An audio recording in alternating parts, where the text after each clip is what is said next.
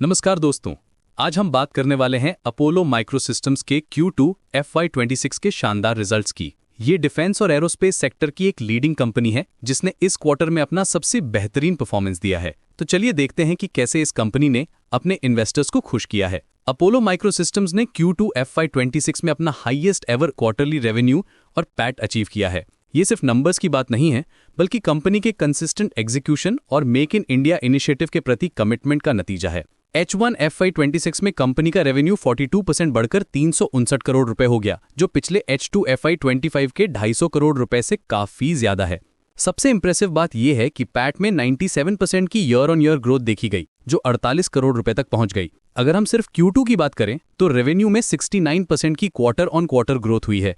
ये 225 करोड़ रुपए तक पहुंच गया, जो Q1 के 134 करोड़ रुपए से काफी ज्यादा है।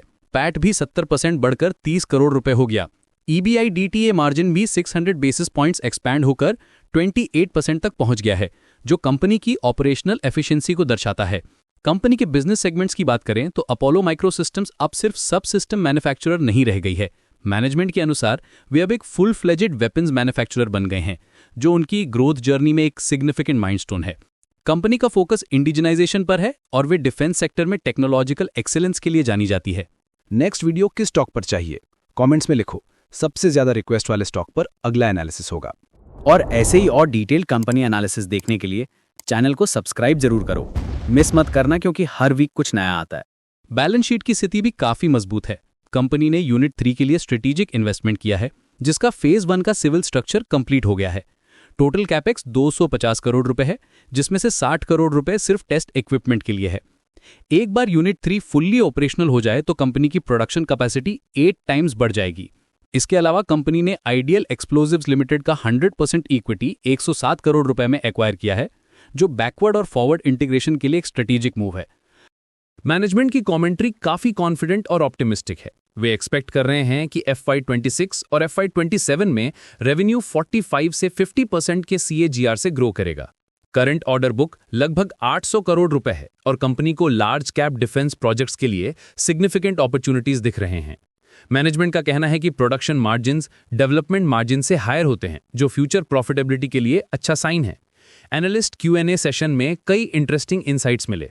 जब एनालिस्ट ने IDEL एक्विजिशन के पोटेंशियल के बारे में पूछा तो मैनेजमेंट का रिस्पॉन्स था, गुरु पूर्णिमा के दिन में क्यों ना कहूं, हम बड़ा सोच रहे हैं, बड़ा एम कर रहे हैं। ये कॉन्फिडेंस लेवल दिखाता है कि कंपनी अपने फ्यूचर प्लान्स को लेकर कितनी सीरियस है। कंपनी का फोकस रिटेंशन पर है, रिक्रूटमेंट से ज्यादा, और वे बिलीव करते हैं कि अपने एक्सपीरियंस्ड टीम के साथ वे बेटर रिजल्ट्स डिलीवर कर सकते हैं। आपको क्या लगता है, ये स्टॉक लॉन्ग टर्म में चलेगा या सिर्फ शॉर्ट टर्म हाइप है? कमेंट करके बताओ।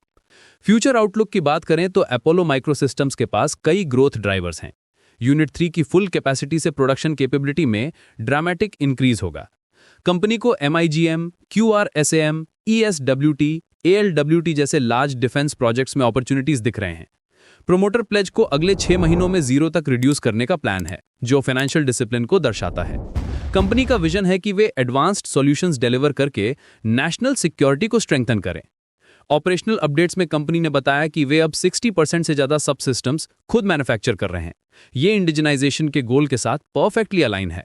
रिसेंट में कंपनी को DRDO से 11 करोड़ रुपए, डिफेंस PSU से 22 करोड़ रुपए के नए ऑर्डर्स मिले हैं, जो उनकी ग्रोइंग मार्केट प्रेजेंस को दिखाता है। मैनेजमेंट का टोन पूरी कॉल में कॉन्फिडेंट और पेट्रियोटिक था।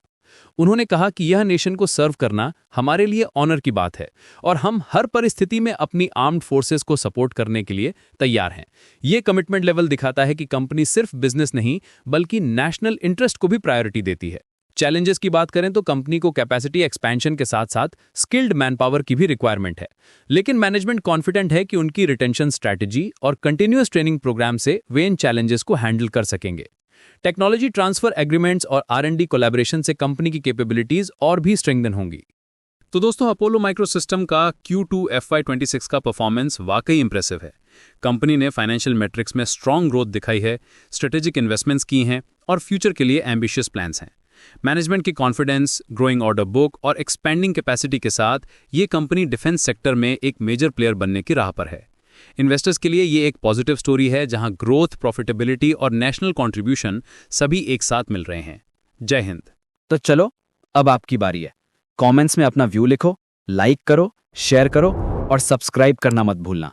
नेक्स्ट एपिसोड में मिलते हैं, तब तक के लिए हैप्पी इन्वेस्टिंग।